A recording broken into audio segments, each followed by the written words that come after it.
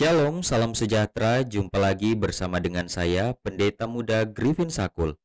Saudara-saudaraku yang dikasihi oleh Tuhan, saya berharap kita semua dalam keadaan sehat-sehat selalu. Pada kesempatan kali ini kita akan mempelajari pelajaran Sekolah Sabat, pelajaran yang ke-8 di tanggal 21 bulan Mei 2022. Tapi sebelum itu, mari kita tunduk kepala. Kita berdoa. Bapa di surga, terpujilah namamu.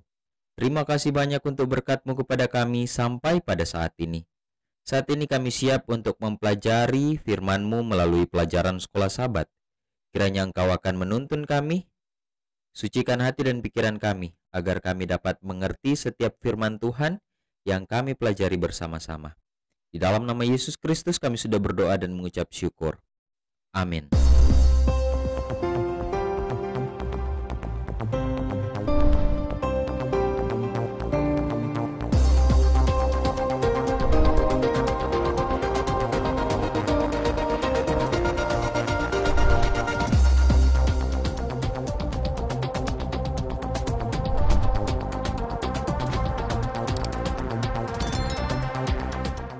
Saudara-saudaraku yang diberkati oleh Tuhan, pelajaran Sekolah Sabat kita pada saat ini berjudul Janji. Saudara-saudaraku, Abraham telah meninggalkan tanahnya menuju tanah perjanjian lebih dari 50 tahun. Dia adalah seorang pria tua dan imannya lebih kuat dari sebelumnya. Dia siap untuk beristirahat karena dia percaya pada janji Tuhan. Pada saat itu, Tuhan meminta Abraham untuk mempersembahkan anak yang dijanjikan. Kemudian, dia juga kehilangan Sarah. Dan selain itu, Ishak masih lajang dan tidak memiliki anak. Abraham masih tetap harus berjalan dengan iman lagi. Pada kesempatan kali ini kita akan mempelajari yang pertama, ujian iman dari Abraham yang dialami. Kemudian yang kedua, pemenuhan janji tersebut. Dan kemudian yang ketiga, bagaimana dia mengambil kepemilikan tanah. Keempat, dia mengambil benih. Dan yang kelima, lebih banyak keturunan dari Abraham. Saudara-saudaraku, mari kita lihat bagian yang pertama, ujian iman. Apa yang dialami oleh Abraham? Kalau kita membuka di dalam Ibrani pasal 11 ayat 17, firman Tuhan katakan, karena iman, maka Abraham ketika ia diuji mempersembahkan Ishak.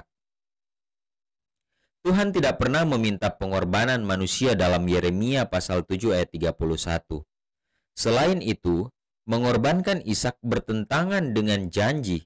Karena dalam Kejadian 21 ayat 12, janji dari Tuhan adalah sebab yang akan disebut keturunanmu ialah yang berasal dari Ishak. Dalam Kejadian 22 ayat 2, apakah Abraham salah memahami perintah dari Allah ini? Karena kalau kita melihat ketika Allah menjanjikan seorang keturunan dari Abraham, yaitu Ishak, dan ketika dia memiliki seorang anak yang bernama Ishak, Tuhan juga mengatakan agar Abraham mempersembahkan Ishak sebagai korban. Ini adalah ujian iman untuk Abraham lagi. Dalam Yeremia 7 ayat 31, Tuhan tidak pernah meminta pengorbanan manusia, tapi di sini Tuhan mau lihat apakah Abraham ini masih memiliki iman yang percaya hanya kepada Allah. Saudara-saudaraku, Abraham tentunya mengenal suara Tuhan. Karena ketika kita membaca Yohanes pasal 10 ayat 1-4, domba pasti mengenal suara gembalanya. Abraham tentunya sepenuhnya memahami permintaan Tuhan ini, dan dia percaya. Karena dia memahami dalam Ibrani 11 ayat 19 bahwa Allah berkuasa membangkitkan orang-orang sekalipun dari antara orang mati. Di sini Tuhan sedang menguji Abraham. hatinya sedang diuji. Berdasarkan Ulangan 8 ayat 2. Dan kita lihat hasilnya memuaskan. Dalam Kejadian 22 ayat 12 kita lihat hasilnya. Sebab telah aku ketahui sekarang bahwa engkau takut akan Allah dan engkau tidak segan-segan untuk menyerahkan anakmu yang tunggal kepadaku. Saudara-saudaraku, pelajaran pertama yang bisa kita dapatkan dari ujian iman yang terjadi kepada Abraham, di mana dia mengenal suara Tuhan, sehingga sekalipun Tuhan meminta Ishak untuk dikorbankan, dia percaya bahwa Tuhan itu berkuasa membangkitkan orang yang sudah mati sekalipun.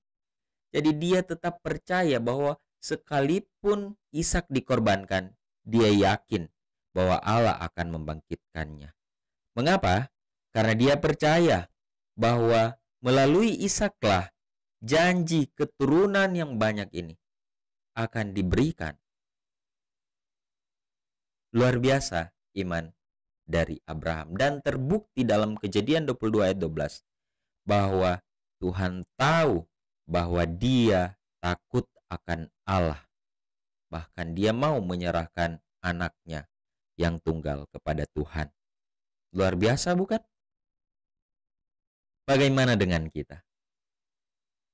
Apakah kita akan memiliki iman yang sama seperti Abraham? Percaya sepenuhnya akan firman Tuhan.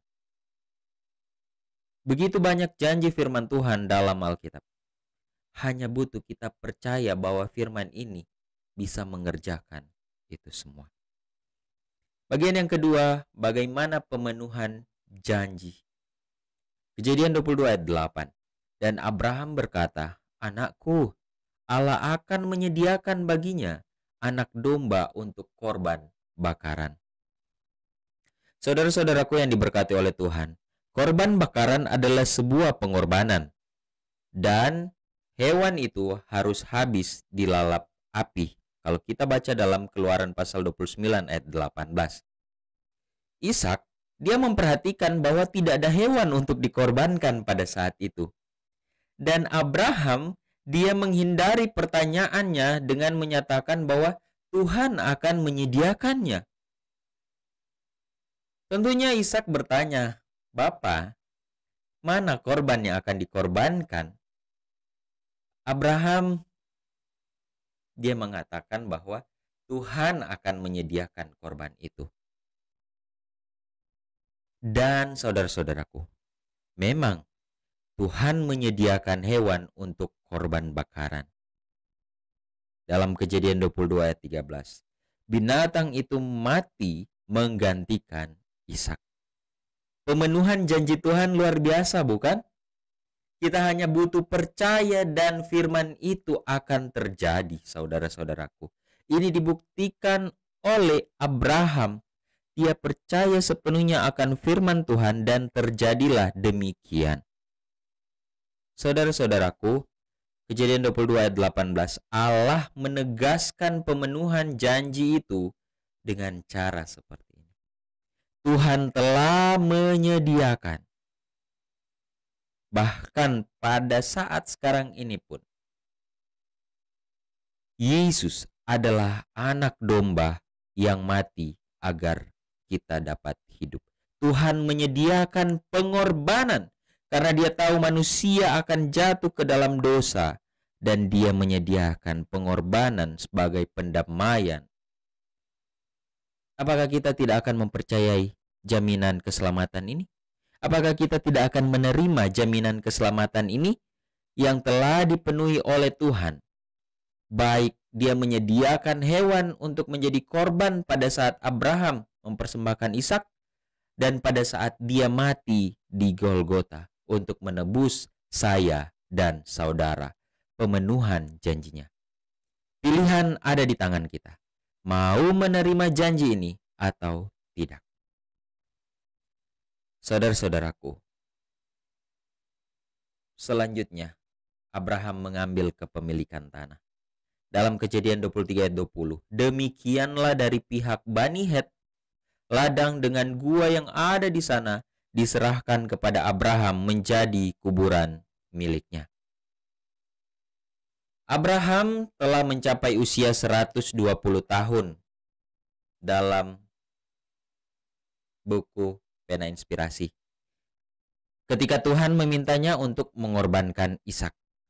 Oleh karena itu, bisa dikatakan Ishak berusia 20 tahun dan Sarah berusia 110 tahun. 17 tahun kemudian Sarah meninggal dalam Kejadian 23 ayat 1, ya. Dan Sarah, dia satu-satunya wanita dalam Perjanjian Lama yang usianya ketika meninggal disebutkan. Dia juga wanita pertama yang memasuki tanah perjanjian. Saudara-saudaraku, setelah berunding dengan Efron, Abraham membeli sebidang tanah pertama yang bisa dia sebut miliknya di Kanaan. Kejadian 23 ayat 17 sampai 18. Di sanalah Abraham menguburkan Sarah di gua Makpelah di Hebron.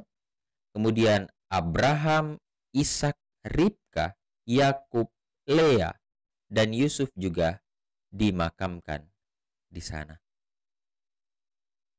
Luar biasa, bukan? Ini merupakan juga pemenuhan janji Tuhan, di mana Tuhan mengatakan ketika dia keluar dari tempatnya, dia berjanji akan memberkati Abraham di tempat di mana dia akan pergi sesuai dengan perintah Tuhan. Dan pemenuhan janji itu satu persatu terjadi, saudara-saudaraku. Tuhan mengizinkan Abraham memiliki tanah pada saat itu.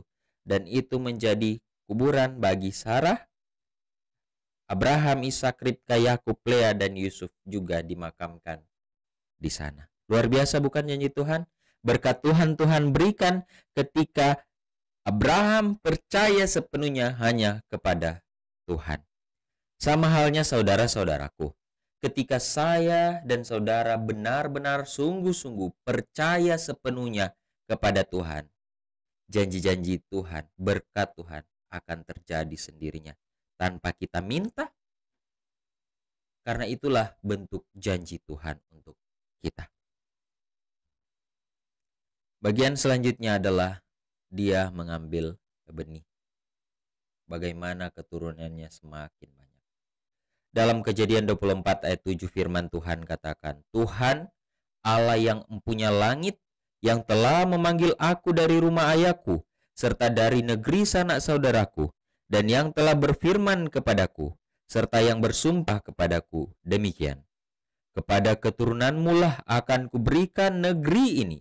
Dialah juga akan mengutus malaikatnya berjalan di depanmu, sehingga engkau dapat mengambil seorang istri dari sana untuk anakku.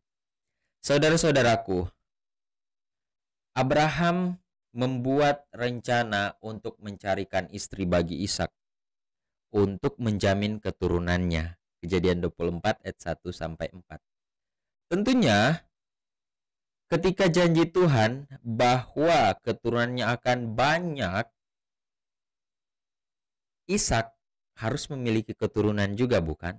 Dan inilah yang dilakukan oleh Abraham. Dia mencarikan istri bagi Ishak untuk menjamin keturunannya ini. Ada dua hal yang luar biasa dalam cerita ini. Yang pertama, doa. Bagaimana Abraham, Eliezer, dan Ishak berdoa. Dan kemudian percaya bahwa Tuhan mengendalikan semua prosesnya. Saudara-saudaraku, doa dan percaya. Ketika kita berdoa kepada Tuhan, memohonkan setiap kebutuhan kita kepada Tuhan, percaya Tuhan akan menjawab itu. Maka itu akan terjadi. Dan inilah yang terjadi. Percaya bahwa Tuhan akan mengatur, mengendalikan proses itu, sehingga semua terwujud sesuai dengan kehendak Tuhan. Ada tanda-tanda yang jelas bahwa malaikat membimbing Eliezer untuk memilih Ribka sebagai istri dari Ishak. Namun, Tuhan membiarkan Ribka memilih sendiri. Mari kita buka di dalam Kejadian pasal 24 ayatnya yang ke-8. Kejadian pasal 24 ayatnya yang ke-8. Firman Tuhan katakan, "Tetapi jika perempuan itu tidak mau mengikuti engkau, maka lepaslah engkau dari sumpahmu kepadaku ini. Hanya saja, janganlah anakku itu kau bawa kembali ke sana." Kita lihat di ayat yang ke-50. Ayat 50 sampai 51. Lalu Laban dan Betuel menjawab, "Semuanya ini datangnya dari Tuhan. Kami tidak dapat mengatakan kepadamu baiknya atau buruknya. Lihat, Ribka ada di depanmu. Bawalah dia dan pergilah, supaya ia menjadi istri anak tuanmu, seperti yang difirmankan Tuhan." Ayat 57 sampai 59. Kata mereka, "Baiklah, kita panggil anak gadis itu dan menanyakan kepadanya sendiri."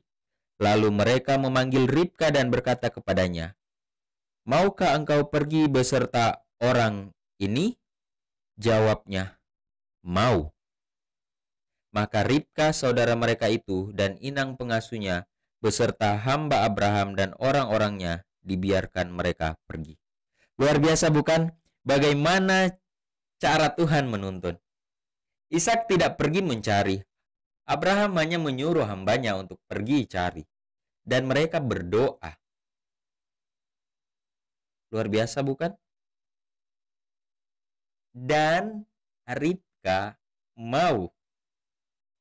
Serahkan kepada Ribka. Dan dia mau. Luar biasa. Tuntunan Tuhan luar biasa. Tuhan menyediakan. God will provide. Saudara-saudaraku, luar biasa. Ketika sepenuhnya kita percaya kepada Tuhan, semua janji-janji Tuhan akan terjadi dalam kehidupan kita.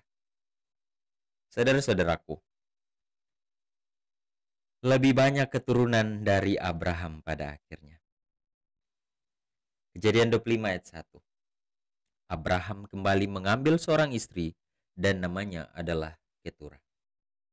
Saudara-saudaraku, Abraham hidup selama 175 tahun dalam Kejadian 25 ayat 7. Selain Ishak, ia memiliki satu putra dengan Hagar tentunya ya.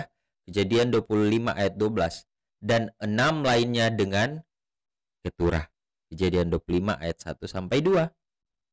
Nah, Abraham mengirim ke-7 putra gundiknya jauh-jauh karena hanya Ishak yang bisa mewarisi tanah perjanjian. Kejadian 25 ayat 6. Saudara-saudaraku, ada 2 catatan silsilah singkat dalam Kejadian 25 ayat 2 sampai 4 dan ayat 12 sampai 18 yang menekankan bahwa janji kepada Abraham telah digenapi.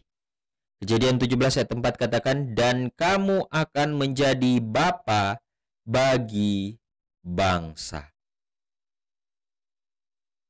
Keturunan dari Ishak, keturunan dari Ismail, keturunan dari 6 lainnya, anak dari Keturah, merupakan keturunan Abraham, bukan?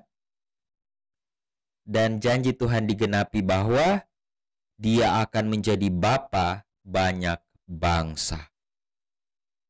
Dari keturunan Ishak dan dari keturunan anak-anaknya yang lain.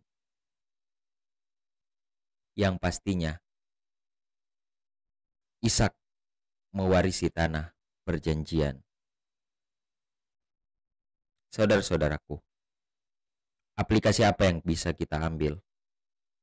Bahwa Tuhan tetap setia pada janji-janji kasih karunia-Nya kepada hambanya yang setia. Abraham yang imannya digambarkan dalam kitab suci sebagai contoh besar keselamatan oleh iman. Saudara-saudaraku, bagaimana dengan saya dan saudara? Apakah kita percaya beriman seperti iman dari Abraham. Percaya akan janji-janji Tuhan. Yakin bahwa janji-janjinya itu akan tergenapi. Dan inilah yang terjadi dengan Abraham. Sehingga semuanya tergenapi. Dia disebut Bapa banyak bangsa. Sebagai kutipan terakhir, Pena Inspirasi mengatakan, Allah telah menyerahkan anaknya kepada satu kematian yang hina dan menderita. Malaikat-malaikat yang menyaksikan kehinaan serta tekanan jiwa yang dialami oleh anak Allah tidak diizinkan untuk campur tangan, sebagaimana dalam masalah Ishak. Tidak ada suara yang berseru, "Sudah cukup," untuk menyelamatkan umat yang berdosa. Raja kemuliaan itu telah menyerahkan hidupnya. Bukti yang lebih kuat apakah yang diberikan tentang belas kasihan serta kasih Allah yang tidak terbatas itu? Maka ia yang tiada menahan anaknya sendiri, hanya menyerahkan dia karena kita sekalian. Masakan ia itu tiada juga mengaruniakan sertanya segala sesuatu bagi kita? Saudara-saudaraku, Tuhan itu luar biasa.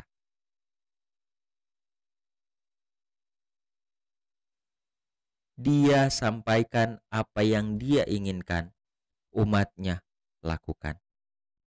Dan dia janjikan bahwa ada berkat. Dia janjikan setiap kebutuhan kehidupan kita akan dia penuhi. Kita hanya butuh percaya sepenuhnya kepadanya. Kiranya lewat pelajaran ini boleh menguatkan kita untuk tetap setia percaya hanya kepada Tuhan saja. Tuhan memberkati kita semua. Mari kita tunduk kepala, kita berdoa. Bapa di surga, terima kasih untuk firman Tuhan melalui pelajaran sekolah sahabat yang luar biasa. Bagaimana janji Tuhan kepada Abraham, Tuhan penuhi. Karena dia percaya sepenuhnya hanya kepada Tuhan saja. Untuk itu ya Tuhan, kami rindu saat ini. Kami akan percaya dan kami rindu Tuhan akan menuntun kami. Tuhan akan mengerjakan setiap hal dalam kehidupan kami. Kami yakin, kami percaya sepenuhnya hanya kepada Tuhan. Dan kami yakin, kami percaya janji-janji Tuhan akan terjadi dalam kehidupan kami. Berkati kami ya Tuhan. Di dalam nama Yesus Kristus kami sudah berdoa dan mengucap syukur. Amin. Tuhan memberkati kita semua.